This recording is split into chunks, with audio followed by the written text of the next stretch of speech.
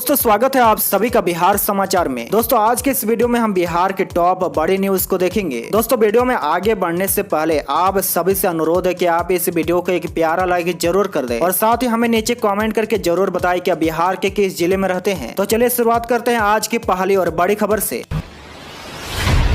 आज की पहली खबर में देखिए, बिहार के 3 करोड़ मजदूरों के लिए अच्छी खबर, दिहाड़ी बढ़ी, अब हर दिन न्यूनतम मजदूरी इतने रुपए मिलेंगे। जी हाँ, बिहार में न्यूनतम मजदूरी में 7 से 11 रुपए तक की वृद्धि की गई है। परिवर्तनशील महंगाई भत्ता के तहत मजदूरों को इस वृद्धि का लाभ 1 अक्टूबर यानी आज से दिया जाएगा। इस वृद्धि के बाद अब अकुशल कोटि के मजदूरों को कम से कम 373 रुपए रोजाना मिलेंगे। संसाधन मंत्री सुरेंद्र राम की सहमति के बाद विभाग की ओर से इस बाबत अधिसूचना जारी कर दी गई है। सरकार के इस आदेश का लाभ राज्य के 3 करोड़ कामगारों को होगा। आपकी जानकारी के लिए बता दें कि 27 सितंबर को बिहार न्यूनतम मजदूरी परामर्शदात्री परिषद की बैठक हुई थी। इसमें तय हुआ कि सामान्य कार्य के नियोजन में काम करने वाले अकुशल श्रेणी के मजदूरों को 366 रुपए रोजाना में 7 रुपए वृद्धि की जाएगी। वहीं अर्ध कुशल कोटि में काम करने वाले कामगारों को 380 रुपए रोजाना में 8 रुपए की वृद्धि की गई है। वहीं कुशल श्रमिकों को 463 रुपए रोजाना में 9 रुपए की वृद्धि की गई है। इसी तरह अति कुशल श्रमिकों को 566 रुपए रोजाना में 11 रुपए वृद्धि करते हुए 577 रुपए दिए जाएंगे, जबकि लिपिकीय व पर्यवेक्षीय काम करने वालों को 10,478 रुपए महीना के बदले 210 रुपए वृद्धि करते हुए 10,688 रुपए महीना दिए जाएंगे। न्यूनतम मजदूरी नहीं मिलने पर कामगार संबंधित प्रखंड के श्रम परिवर्तन पदाधिकारी या पटना में नियोजन भवन में आवेशित श्रम संसाधन मुख्यालय में आवेदन दे सकते हैं। बड़ी खबर में देखिए, अमित शाह फिर बिहार आएंगे। 11 अक्टूबर को छपरा में बीजेपी का सहकारी सम्मेलन, जेपी जयंती पर सितारा दियारा भी जाएंगे। जी हाँ, केंद्रीय गृह मंत्री अमित शाह 11 अक्टूबर को फिर से बिहार में आएंगे। वे लोक नायक जयप्रकाश नारायण की जयंती पर उनके जन्म स्थली सारण जिले के सितारा दियारा जाएंगे तथा जेपी को श्रद्धांजलि देंगे। आपको बता दें कि पिछले ही सप्ताह 23 और 24 सितम्बर को अमित शाह बिहार के 2 दिवसीय दौरे पर आए थे। किशनगंज में उन्होंने पार्टी नेताओं से कहा था कि वे हर माह बिहार आएंगे, जरूरत पड़े तो माह में 2 बार भी आएंगे। महज सप्ताह भर में उनके बिहार दौरे का दूसरा कार्यक्रम तय हो गया है। भाजपा प्रदेश अध्यक्ष डॉक्टर संजय जायसवाल ने 11 अक्टूबर को गृह मंत्री के 1 दिवसीय बिहार दौरे की जानकारी दी है।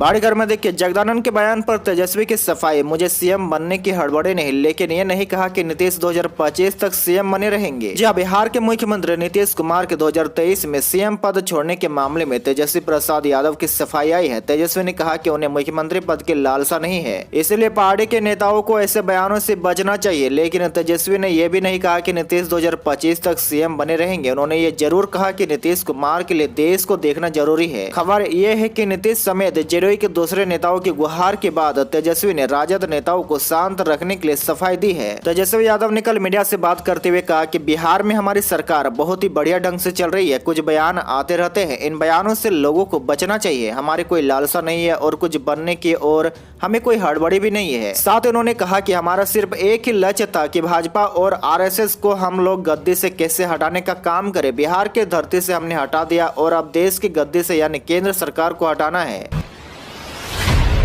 बड़ी खबर में देखिए, बिहार में और सख्त होगी शराबबंदी, शराबियों के घर चिपकेगा पोस्टर, दूसरी बार पी तो जाएंगे जेल। जी हाँ, पहली बार शराब पीने वाले अभियुक्त के घरों में बाहर चेतावनी पोस्टर चिपकाया जाएगा। इसमें शराबी के नाम, पिता का नाम और विस्तृत पदे के साथ ही वह जिक्र होगा कि पहली बार शराब पीने के अपराध में जुर्माना देकर अभियुक्त को रिहा किया गया है। अगर यह दूसरी बार शराब पीते हुए पकड़े जाते हैं तो इस बार निश्चित रूप से 1 वर्ष के लिए जेल जाना होगा। वहीं पोस्टर चिपकाने गए अधिकारियों को अगर संदेह हुआ तो वह अभियुक्त की ब्रेथ एनालाइजर से जाँच भी करेंगे। शराबबंदी को और सख्ती से लागू करने को लेकर मद निषेध उत्पाद एवं निबंधन विभाग ने यह निर्णय लिया है। विभाग के अपर मुख्य सचिव के पाठक ने सभी जिलों के मद निषेध अधीक्षकों को इस संबंध में कार्रवाई का निर्देश भी दिया है।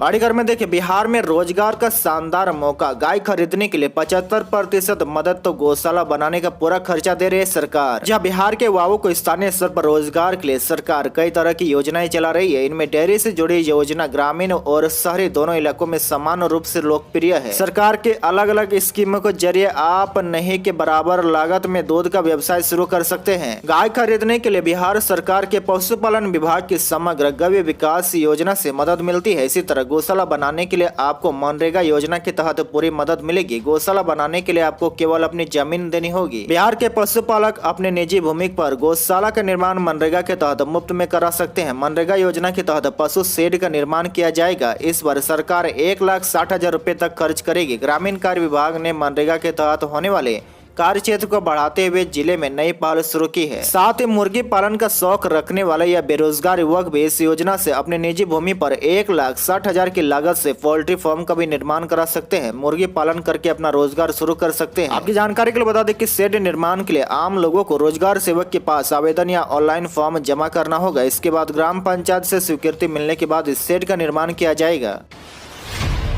बड़ी खबर में देखिए, बिहार में दूर होगी बालू की किल्लत। नए नियम के तहत आज से होगा खनन। जी हाँ, घर बनाने वालों के लिए अच्छी खबर। बिहार में आज से बालू का खनन शुरू हो जाएगा। बालू माफियाओं पर सरकार की सख्त कार्रवाई की वजह से 3 माह से राज्य में बालू का खनन बंद था। शनिवार से इसे विधिवत शुरू कर दिया जाएगा। मिली जानकारी के अनुसार अगले 3 महीने तक पुराने बंदोबस्तधारी ही बालू घाटों पर खनन करेंगे। बालू की किल्लत और बढ़ती कीमतों को देखते हुए सरकार ने 3 महीनों के लिए उनके कॉन्ट्रैक्ट को विस्तार दिया है। बताया गया कि नया प्रावधान 1 अक्टूबर से ही लागू हो जाएगा। मतलब यह है कि आज से राज्य में बालू महंगा बिकेगा। वहीं खनन विभाग से मिली जानकारी के अनुसार 25 दिसंबर तक इन एजेंसियों के पास बालू खनन का अधिकार रहेगा। इस दौरान प्रशासक की कड़ी निगरानी और देख रेख में बालू का खनन किया जाएगा ताकि आम लोगों को बालू की किल्लत से निजात दिलाया जा सके। बड़ी खबर में देखिए, बिहार में 67वीं बीपीएससी पेडे का परीक्षा संपन्न। 15 नवंबर तक आएगा रिजल्ट। कदाचार मुक्त परीक्षा के 3 उपाय रहे सफल। 103 से 104 रह सकता है जनरल का कटऑफ। जी हाँ, बिहार लोक सेवा आयोग की 67वीं पेडे परीक्षा संपन्न हो गई है। राज्य भर में 1153 परीक्षा केंद्रों पर परीक्षा आयोजित हुई। 4.75 लाख अभ्यर्थी परीक्षा में शामिल हुए। आयोग के अध्यक्ष अतुल प्रसाद ने कहा कि प्रारंभिक परीक्षा पूरी तरह कदाचार मुक्त हुई है। उन्होंने कहा कि इसका परिणाम 15 नवंबर तक आ जाएगा। मुख्य परीक्षा दिसंबर तक ले ली जाएगी। हम अभ्यर्थियों को आरक्षित कोटे में परिवर्तन का मौका भी देंगे। वहीं एक्सपर्ट के अनुसार सामान्य श्रेणी का कटऑफ 103 से 104 के आसपास रह सकता है। परीक्षा समाप्ति के बाद गुरु रहमान ने कहा कि पिछले वर्ष के मुकाबले इस साल आसान प्रश्न आए थे, जिसके कारण कटऑफ थोड़ा हाई जा सकता है। बड़ी खबर में देखिए, वाहनों में अगले वर्ष से 6 एयरबैग जरूरी। जी हाँ, केंद्र सरकार ने कारों में 6 एयरबैग अनिवार्य करने का प्रस्ताव 1 साल के लिए टाल दिया है। यह नियम अब 1 अक्टूबर 2023 से लागू होगा। केंद्रीय सड़क परिवहन एवं राजमार्ग मंत्री नितिन गडकरी ने गुरुवार को यह ट्वीट करके जानकारी दी है। इससे पहले यात्रियों की सुरक्षा के मद्देनजर 8 सीट वाले वाहनों में 1 अक्टूबर 2022 से 6 एयरबैग लगाना अनिवार्य किया गया था। गडकरी ने कहा कि वाहन उद्योग को वैश्विक आपूर्ति श्रृंखला में आ रही बाधाओं का सामना करना पड़ रहा है। व्यापक आर्थिक परिदृश्य पर इसके असर के मद्देनजर यात्री कारों में न्यूनतम 6 एयरबैग अनिवार्य करने के प्रस्ताव को अगले साल तक टाला गया है। बड़ी खबर में देखिए, पटना में एक दिन में 1.5 गुना बढ़े डेंगू पीड़ित। 170 नए मरीज मिले। जी हाँ, पटना में पिछले 24 घंटे में सबसे ज्यादा डेंगू पीड़ित मिले हैं। एक दिन में नए डेंगू पीड़ितों की संख्या 1.5 गुना बढ़ गई है। कुल 170 नए डेंगू पीड़ित की पहचान हुई है। वहीं एक दिन पहले 116 डेंगू पीड़ित मिले थे। पीड़ितों में 88 पीएमसीएच और IGIMS में हुई जाँच में मिले हैं, जबकि जिला संक्रामक रोग पदाधिकारी कार्यालय को 82 की सूची अलग अलग अस्पतालों से मिली है। डॉक्टर सुभाष चंद्र प्रसाद ने बताया कि पटना शहर का कोई भी इलाका डेंगू से अछूता नहीं बचा है। बताया जा रहा है कि पटना का बांकीपुर अंचल, कंकड़बाग, पटना सिटी व आजमाबाद में सबसे ज्यादा मामले आ रहे हैं। इसी तरह एनसीसी अंचल के कई मोहल्लों और पाटलिपुत्र अंचल में भी डेंगू भयानक रूप लेने लगा है। कहा गया कि बचाव के लिए नगर निगम की मदद से प्रभावित इलाकों में फॉगिंग कराई जा रही है।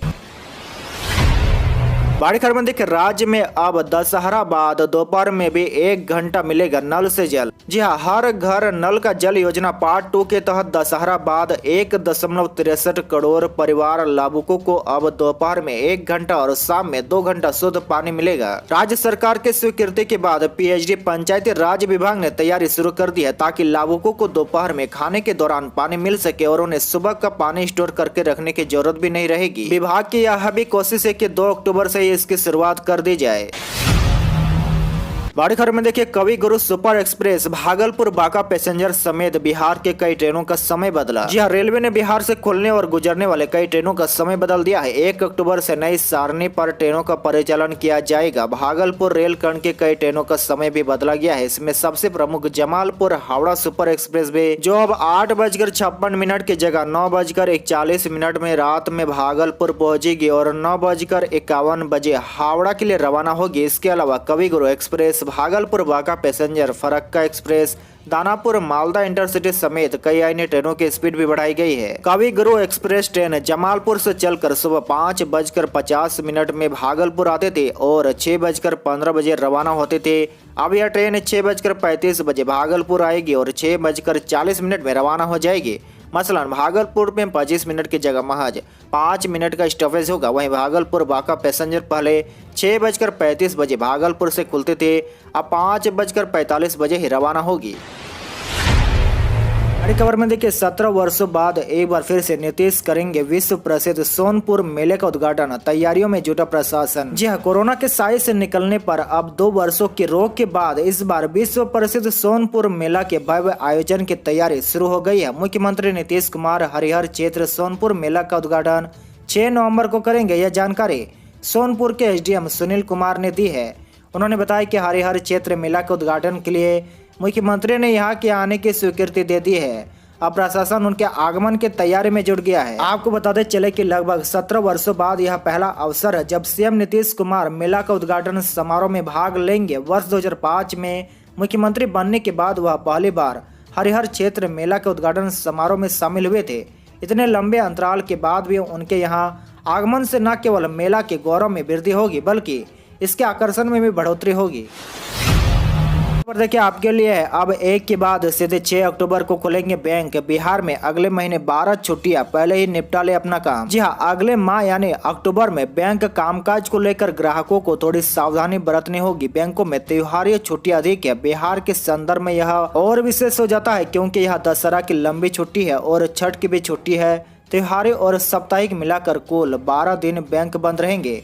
खास बात यह है कि माह के पहले सप्ताह में लगातार 4 दिन बैंक बंद रहेंगे। बड़ी खबर में देखिए, अब एक साल में मिलेंगे सिर्फ 15 LPG सिलेंडर। साल में 12 से ज्यादा सिलेंडर पर नहीं मिलेगी सब्सिडी। जी हां, घरेलू LPG सिलेंडर यानी रसोई गैस की संख्या अब ग्राहकों के लिए फिक्स कर दी गई है। नए नियम के मुताबिक ग्राहकों को अब एक साल में सिर्फ 15 सिलेंडर ही दिए जाएंगे।